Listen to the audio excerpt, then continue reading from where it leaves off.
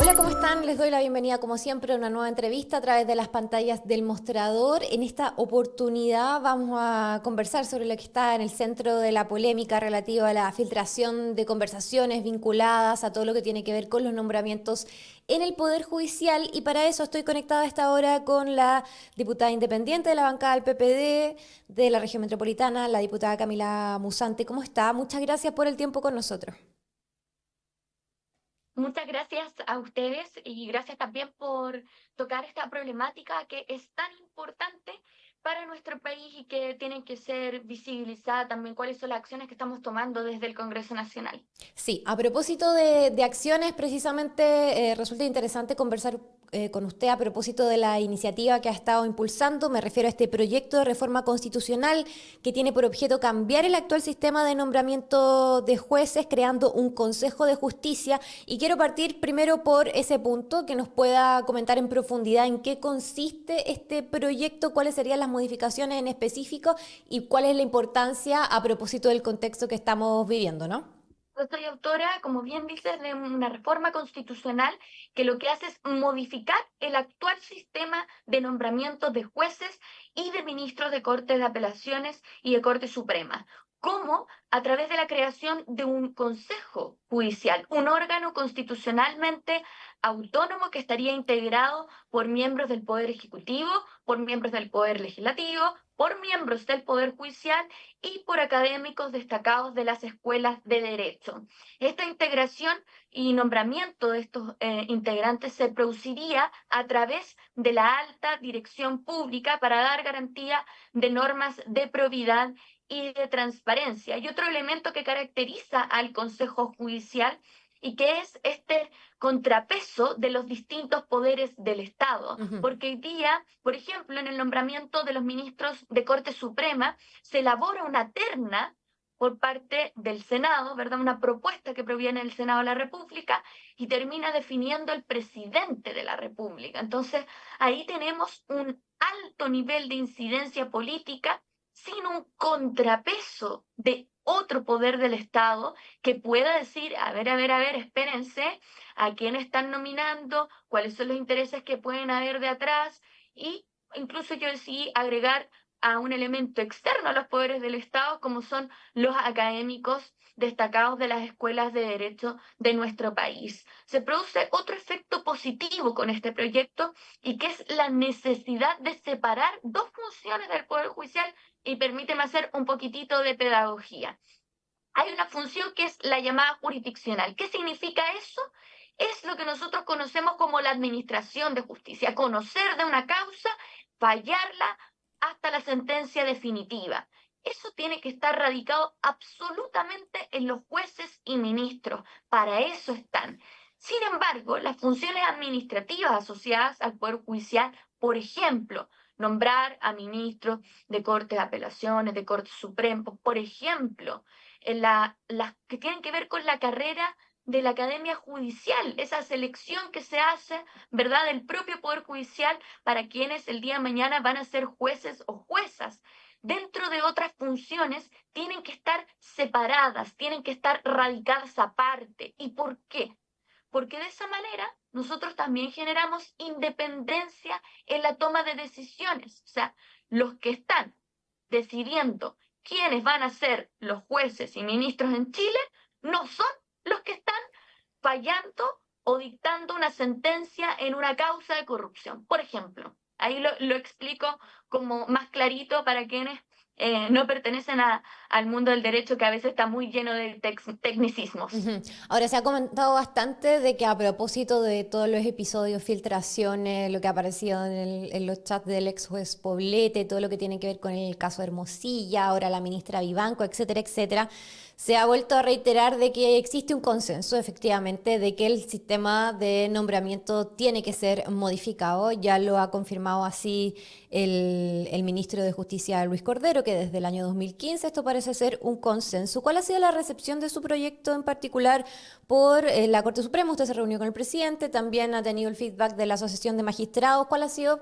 la retroalimentación que ha recibido a propósito de algo que sobre todo el mundo parece estar de acuerdo, pero hasta el momento no se han iniciado medidas al respecto? Y mira, yo ahí discrepo un poco con esta instalación de que estamos todos muy de acuerdo, o vemos muchas declaraciones acá en el Pensador del Congreso, donde nosotros hacemos los diputados nuestros puntos de prensa, ¿verdad? Y parece ser que esto es algo de sentido común, le parece bien al ministro Cordero, le parece bien a los diputados de oposición, le parece bien al presidente de la Comisión de Constitución, Miguel Ángel Calisto, pero nadie lo pone en tabla. Acá hay un proyecto, o sea, más allá de las declaraciones y dejemos la opinología de forma de hacer política, porque los diputados no estamos para estar opinando y simplemente condenando, rasgando vestidura o dando declaraciones de prensa, estamos para ejercer nuestra labor parlamentaria. Entonces, si tenemos identificado un conflicto que se produce dentro del nombramiento de jueces, que abre margen a la corrupción, que permite que se meta Hermosilla, Desbordes y un sinnúmero de personas que todavía no conocemos a nombrar a dedo a jueces y a ministros. Reformemos la forma de que hoy día nombran a ministros y ministras. Hagamos una reforma al Poder Judicial. Ya, ahí está el proyecto. Yo ya lo presenté. Algunos diputados me acompañaron en eso. La propia presidenta de la Cámara de Diputados firmó el proyecto, la diputada Cariola. Hicimos una reunión con el ministro Cordero. Yo le solicité al diputado Calisto que lo pusiera en la tabla de la Comisión de Constitución. Ya pasó el examen de admisibilidad. Entonces, en eso yo tengo una crítica porque creo que hay muchas declaraciones bien rimbombantes, buenas cuñas para la prensa, pero pasemos a la acción. Discutamos esta reforma constitucional. Todavía no se pone en tabla. Por lo tanto, mientras esos consensos no nos signifiquen llevar un debate serio y reformar el Poder Judicial para poder limpiarlo de una vez por todas, de verdad que yo me voy a quedar con la impresión de que son solamente declaraciones para la prensa y unas buenas cuñas para salir en televisión. El proyecto pasó el examen de admisibilidad porque también se había dicho que podía ser inconstitucional porque roba gasto público. Eso no sería así. El proyecto pasó el examen de admisibilidad. El proyecto hoy día se dio cuenta, ni siquiera hoy día, hace 2 semanas atrás o Sí. 3 semanas atrás se dio cuenta en la Comisión de Constitución. Yo fui personalmente a pedirle al diputado Miguel Ángel Calisto, quien preside la instancia, que por favor lo ponga en la tabla para la discusión. Yo creo que es de la esencia que una comisión, como es la Comisión de Constitución de la Cámara, ponga estos temas en debate. Si estos son los temas estructurales, estos son los temas país, son los temas profundos, estos son los temas que impactan hoy día la falta de confianza de la gente en las instituciones. Entonces, si hay una desconfianza en la justicia, hagamos algo, reformemos el Poder Judicial, no nos quedemos de brazos cruzados y solo dando declaraciones para la prensa. También lo solicité al ministro Cordero, que le diera una urgencia por parte del Ejecutivo a este proyecto. Él tuvo una buena recepción en torno a reunirse, no solamente conmigo, sino con todos los diputados que fueron patrocinantes de este proyecto, y le pareció que era una muy buena moción y también mencionó que en su oportunidad iba a estar respaldándola. Pero igual se necesita de una acción concreta, Mm. de que se le dé la urgencia, porque mientras aquello no ocurra, o mientras el presidente de la Comisión de Constitución, el diputado Calisto, no lo ponga en tabla, no vamos a dar este debate.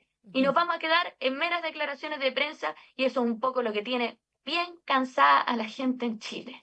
Ahora, otra de las cosas que ha señalado también el ministro Cordero es que es necesario revisar todo el sistema de nombramiento en el Poder Judicial, no solamente lo que respecta al tema de la Corte Suprema. ¿Esta podría ser la puerta de entrada para entrar en un debate más estructural? Y por supuesto que sí, yo en eso, dentro de las conversaciones que hemos sostenido con el ministro Cordero y el apoyo y el respaldo que le dio a este proyecto cuando nos reunimos en la presidencia de la Cámara de Diputados con las y los autores, los patrocinantes de esta reforma constitucional, él tiene una clara intención de ir más allá. Entiende perfectamente una Ujú. necesidad de reforma al Poder Judicial, entiende perfectamente que acá no nos podemos quedar simplemente en el nombramiento de ministros y ministras, sino que también hay que avanzar hacia el nombramiento de los jueces, de los magistrados, y que este Consejo debiese tener muchas otras atribuciones. Entonces, esta es la puerta de entrada. Ahora, lo que yo sí invitaría al ministro Cordero, ya que le parece bien y parece que estamos en la misma línea y en el mismo camino, es que le ponga una urgencia legislativa a un proyecto como este para que abramos la discusión Ujú. y empecemos a debatir no solamente sobre el nombramiento de ministros de Corte Suprema, apelaciones, jueces, sino que ¿qué podría ser un consejo judicial?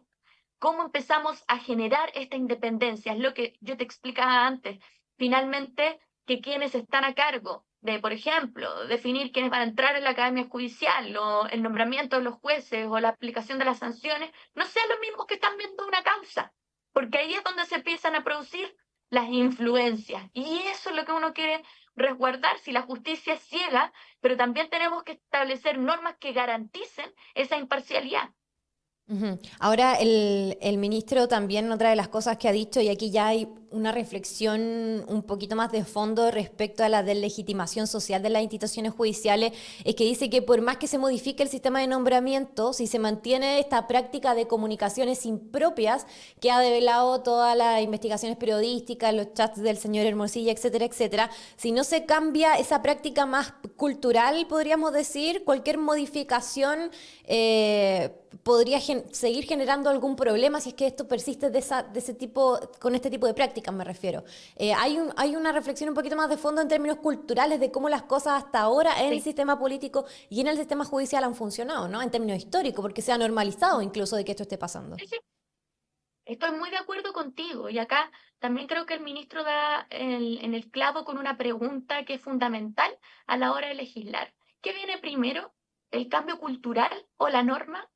Yo te voy a llevar a otra materia y que tiene que ver con el uso de las bolsas plásticas de un solo uso.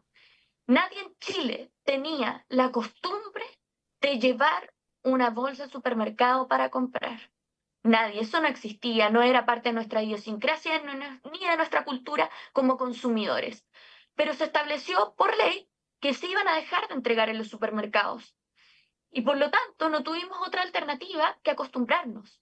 O cuando se establecen sanciones, por ejemplo, si se establecen sanciones de inhabilidad para los ministros que incurran en estas prácticas de conversaciones que están dirigidas a generar un tráfico de influencia o incidencia en el nombramiento, ¿continuarían en esta práctica cultural del Poder Judicial? Yo tengo mis serias dudas. Entonces, en esto no dejo de creer en el poder de la ley y de la norma, porque tenemos muchos antecedentes en nuestro país de que no existe una cultura sobre una determinada materia, pero cuando se legisla al respecto, se establecen prohibiciones o sanciones incluso, no queda otra que cambiar la cultura. Ujú. ¿Qué expectativas tiene, diputada, ya para ir cerrando, de este pleno extraordinario de la Corte Suprema que va a ser mañana a propósito de todo lo que pasó con la ministra Vivanco? ¿Espera señales potentes que puedan emanar desde ahí respecto a ya entrar en un camino en tierra derecha para hacer modificaciones? Pero señales potentes y no solamente potentes, sino señales inequívocas.